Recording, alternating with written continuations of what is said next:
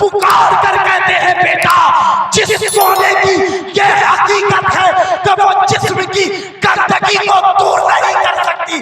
तुम उससे दिल ना लगा बल्कि उससे दिल लगा जो तुम्हारी दुनिया भी संवार देगा, तुम्हारी आखिरत भी संवार देगा। आप लोग अजमेर शरीफ जरूर गए होंगे और यहाँ से अक्सर गाड़ियां जाती है, पहुंचते हैं। अजमेर शरीफ की हाजिरी से पहले दिल्ली के शहर में हर बस सरकारे महबूबे इलाही के दरबार में रुकती है और लोग हाजिरी देते हैं। महबूबे इलाही का नाम ना महबूबे इलाही है और ना उनका नाम निजामुद्दीन औलिया है, बल्कि उनका नाम नामी इसमें गिरामी मोहम्मद बिन अहमद बिन अली बुखारी रज़ियल्लाहु ताला। उनका नाम क्या है? मोहम्मद बिन अहमद, यानी उनार नाम छिलो मोहम्मद और उनार बाबार नाम छिलो अहमद। महबूब इलाही के नाम से वो मशहूर हुए, लक़ब से मशहूर हुए, क्योंकि अल्लाह सुब्हानहू तआला ने उन्हें अपने खास बंदों में मकबूल फरमा लिया था। इलाह कहते हैं माबूद को, इलाह कहते हैं अल्लाह को, और महबूब कहते हैं पसंदीदा को। यानी ये मोहम्मद बिन अहमद जब अल्लाह के दरबार में महबूब हुए, मकबूल हुए, मंजूर हुए, अल्लाह ने उनको अपनी दोस्ती से नवाजी। तो जो मोहम्मद सिर्फ मोहम्मद बिन अहमद के नाम से जाने जा रहे थे, उसे दुनिया महबूब इलाही के नाम से पुकारने लगी। आप शहर बदायूं उत्तर प्रदेश के अंदर एक जगह है बदायूं शरीफ, वहां आपकी पैदाइश हुई और फिर हुसूले इल्म के लिए, हुसूले तालीम के लिए आप दिल्ली के तरफ तशरीफ लाए और बिल आखिर दिल्ली ही में आपने अपनी आखिरी जिंदगी की सांस ली। और आज दिल्ली के सरजमीन में आपका मजार तमाम लोगों के लिए जियारतगाह बना हुआ है। लोग फयूज़ व बरक़ात हासिल करने के लिए पहुंचते हैं। आज पूरी दुनिया जिस पैसे के पीछे भाग रही है, आज पूरी दुनिया जिस मालो दौलत के पीछे भाग रही है, आज पूरी दुनिया जिस पैसे को पाने के बाद अपने ही पास रोक कर रखना चाहती है, उनके लिए इबरत भरा एक वाकया हजरत शेख निजामुद्दीन औलिया महबूब इलाही की तरफ मंसूब करते हुए मैं आपकी बारगाह में पेश करने की सादत हासिल कर रहा हूँ। हजरत शेख निजामुद्दीन औलिया महबूब इलाही एक शब आराम फरमा रहे थे। शब कहते हैं रात को आराम फरमा रहे थे कि उनके कानों में आवाज टकराई कि चलो दिल्ली की फलां जगह पर, दिल्ली की फलां जगह पर एक ऐसा पहाड़ है, एक ऐसी जगह है कि जिस जगह की मिट्टी को सोना बनाने का तरीका सिखाया जाता है। सोना बनाने का तरीका सिखाया जाता है। उस वक्त आपकी उम्र शरीफ 20 साल की थी। हर लड़का जो 18, 20, 22, 25 साल का होता है, वो यही सोचता है कि मैं इतनी मेहनत करूं कि दुनिया में सबसे बड़ा मालदार मैं बन जाऊं, सबसे बड़ा पैसा वाला मैं बन जाऊं।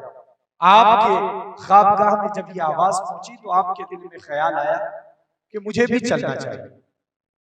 अपने दोस्तों के साथ आप वो खेल, वो तरीका, वो मिनहाज सीखने के लिए, वो कानून, वो कायदा सीखने के लिए अपने घर से चल पड़े कि जिस कायदे के सीखने के बाद मिट्टी को, पत्थर को, लोहे को, तांबा को सोना बनाया जाता है, जिसको सोना बनाना सिखाया जाता है। अपने साथियों के साथ जा रहे थे। जब आप दिल्ली के करीब पहुंचते हैं तो आपकी नजर एक कुटिया पर पड़ती है। कुटिया यानी छोटा सा घर, यानी जिस घर में कुछ लोग, 1-2 लोग ही रह सकते हो और वो घर बड़ा आलीशान ना हो, बल्कि यूं झोपड़ी का घर बनाकर रखा गया हो।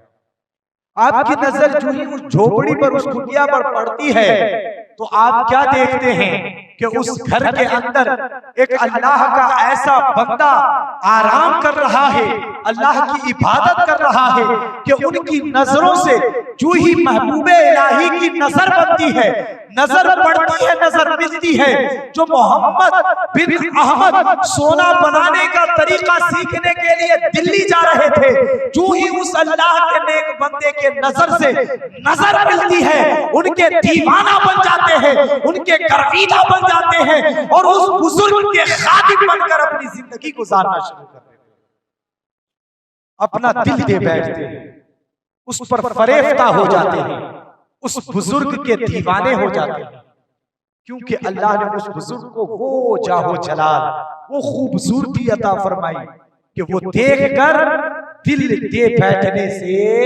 पीछे ना हट सके।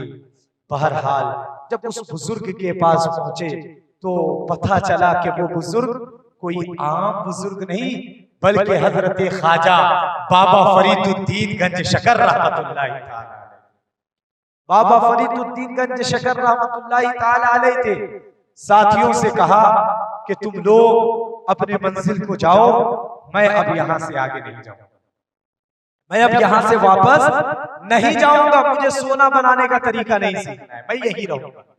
उस बुजुर्ग की खिदमत करने लगते। बहुत सारे बच्चे अभी भी ऐसे हैं आप ही के इलाके में भी, जिनको अल्लाह तबारक व तआला ने वो दिल अता फरमाया है कि भूखे तो रहते हैं लेकिन उलमा से इस कदर मोहब्बत करते हैं कि उनके लिए कभी ना कभी कुछ ना कुछ लेकर जरूर हाजिर होते हैं। हर जमाने में उलमा के खुद्दाम अल्लाह ताला पैदा फरमाता है, वो उलमाए अहले सुन्नत से बेइंतहा मोहब्बत करते हैं। मैं उन बच्चों के लिए दुआए खैर करता हूँ, उन लोगों के लिए दुआए खैर करता हूँ। अल्लाह ताला उलमा से मोहब्बत करने वाले लोगों की मोहब्बत को अपने दरबार में कबूल अता फरमाए और मैदान महशर में अल्लाह ताला अपने हबीब के सदके उलमा के साथ उनका हश्र फरमाए। तो मैं ये अर्ज कर रहा था कि हजरत महबूब इलाही बाबा फरीदुद्दीन गंज शकर के यहाँ खिदमत करने लगे। फिर चंद दिनों के बाद, चंद माह के बाद, कुछ दिनों के बाद जब उनके दोस्त वो तरीका सीख कर आते हैं तो उनके हाथ में झोला होता है और झोले के अंदर बेशुमार खजाने होते हैं, सोने और चांदी होते हैं।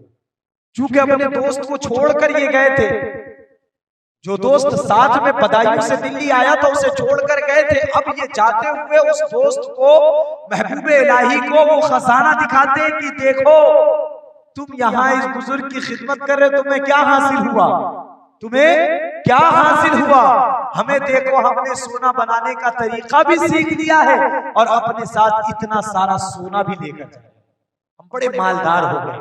बदायूं में अब हम जैसा कोई पैसा वाला नहीं रहा। अल्लाह अकबर कबीरा। 20 साल का नौजवान, वो भी तो सोने के बनाने का तरीका सीखने के घर से निकला था। जब अपनी आंखों से अपने दोस्तों के हाथ में सोना देखा, दिल में ख्याल आया कि बेकार ही मैं यहाँ रुक गया, बेकार ही मैं यहाँ रुक गया, शायद मुझे भी चला जाना था, मुझे भी सीख लेना था, मैं भी मालदार हो जाता। इतना ख्याल दिल में आया कि पीर तो हमेशा रोशन ज़मीर ही हुआ करता है। रोशन ज़मीर कहते हैं जो दिल के अंदर की चीजों को जान ले। गौसे आज़म को रोशन ज़मीर इसलिए कहा जाता है कि वो अपने हर मुरीद के दिल के हाल को जानते हैं। बाबा फरीदुद्दीन गंज शकर, उनको पता चल गया कि वो खादिम जो मेरी खिदमत कर रहा था मोहम्मद बिन अहमद, वो अपने दोस्तों के इस सोने को देखकर उसके दिल में ख्याल आया कि काश मैं भी चला गया हूं। अल्लाह अकबर कबीरा। इतना होना था कि हजरत बाबा फरीदुद्दीन गंज शकर रहमतुल्लाहि ताला अलैहि अपने शागिर्द मोहम्मद बिन अहमद यानी महबूब इलाही सरकार निजामुद्दीन औलिया से फरमाते हैं कि बेटा मुझे इस्तिंजा की हाजत है, मुझे इस्तिंजा की हाजत है, लिहाजा इस्तिंजा के लिए, पाकी हासिल करने के लिए तुम ढेर ले आओ, मिट्टी का ढेर ले आओ, पत्थर ले आओ, कोई भी जिनसे अर्द ले आओ, जमीन के जिन्स से होने वाली कोई चीज ले आओ कि जिससे मैं अपनी पाकी हासिल करूं। इस्तिंजा कहते हैं पेशाब या पखाना के बाद जो हम पानी या पत्थर या मिट्टी के जरिए जो पाकी हासिल करते हैं, अपने जिस्म में लगे हुए नजासत को दूर करते हैं, उसको इस्तिंजा कहा जाता है। इस्तिंजा का माना पेशाब करना नहीं है, पेशाब अलग है, पखाना अलग है। पेशाब पखाना के बाद जो हम पाकी हासिल करते हैं, किस चीज से करते हैं? उमूमी तौर पे हम पानी से पाकी हासिल करते हैं, लेकिन अगर हम घर से बाहर होते हैं, सड़क किनारे होते हैं, पानी नहीं मिलता, क्या करते हैं? ढेल लेते कि नहीं लेते? पत्थर लेते कि नहीं लेते? ये हदीस से साबित है। पहले इसी चीज से पाकी हासिल की जा सकती, मिट्टी पत्थर वगैरह से। बहरहाल हजरत बाबा फरीदुद्दीन गंज शकर ने फरमाया, बेटा पाकी हासिल करनी है, इस्तिंजा करना है, ढेर ले आओ। अल्लाहु अकबर कबीरा।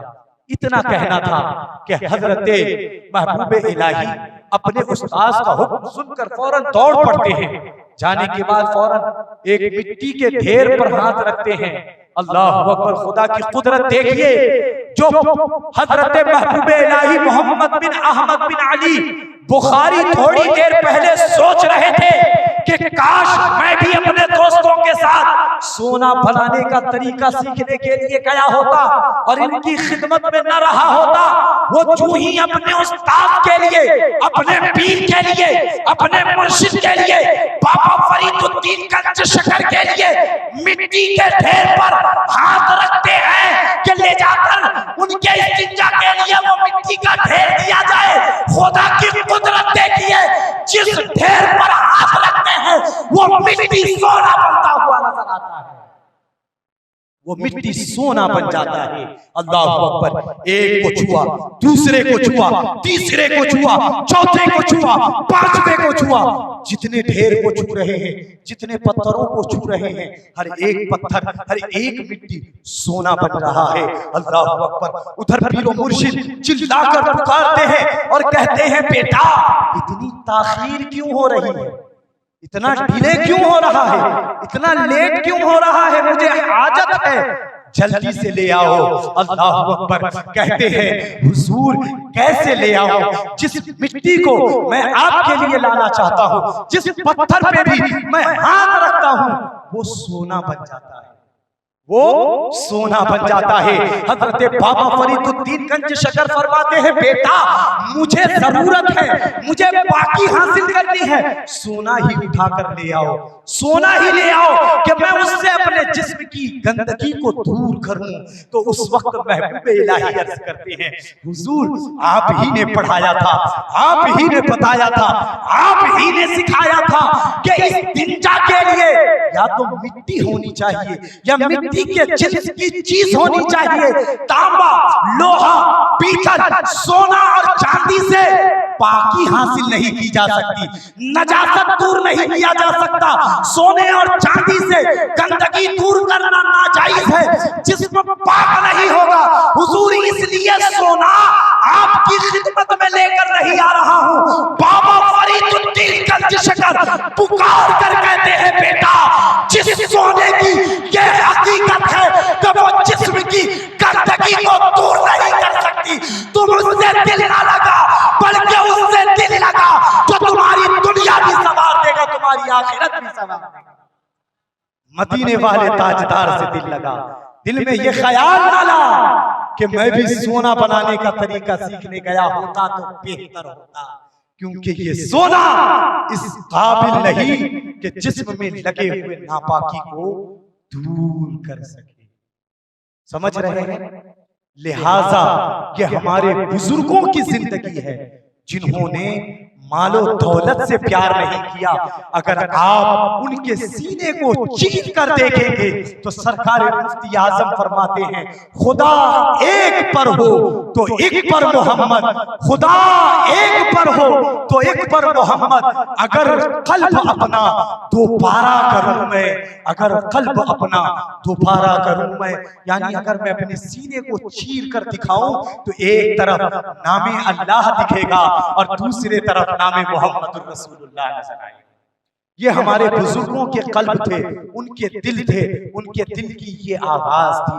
लेकिन आज हम उनके मानने वाले सोना और चांदी, रुपए और पैसे के पीछे भाग रहे हैं। अल्लाहु अकबर कबीरा। मुसलमानों, उस पैसे की कोई हकीकत नहीं, बल्कि अगर हकीकत है तो मुस्तफा से इश्क की हकीकत है। लिहाजा बाबा फरीदुद्दीन गंज शकर ने फरमाया महबूब इलाही से, मोहम्मद बिन अहमद से, उसके बाद उनके दिल से दुनिया की मोहब्बत निकल गई तो अल्लाह ताला ने पूरी दुनिया महबूब इलाही मोहम्मद बिन अहमद बिन अली बुखारी रहमतुल्लाह अलैह, जिनके दिल में सोने का प्यार आया, सोने की मोहब्बत आई, और बाबा फरीदुद्दीन गंज शकर के इरशाद के बाद सोने की मोहब्बत दुनिया से निकल गई और रसूलुल्लाह की मोहब्बत उनके दिल में आ गई। तो आज देखिए 800 साल का जमाना गुजर गया, 635 हिजरी में आप तशरीफ लाए, 800 साल का जमाना गुजर गया, जिनके सीने से दुनिया की मोहब्बत अल्लाह ने निकाल दी, अपनी मोहब्बत डाल दी। आज देखिए पूरी दुनिया के दिलों में महबूब इलाही की मोहब्बत डाल दी गई। तो अगर हम भी अपने सीने से दुनिया की मोहब्बत निकाल दे तो अल्लाह दुनिया वालों के दिलों में हमारी आपकी मोहब्बत डाल देगा।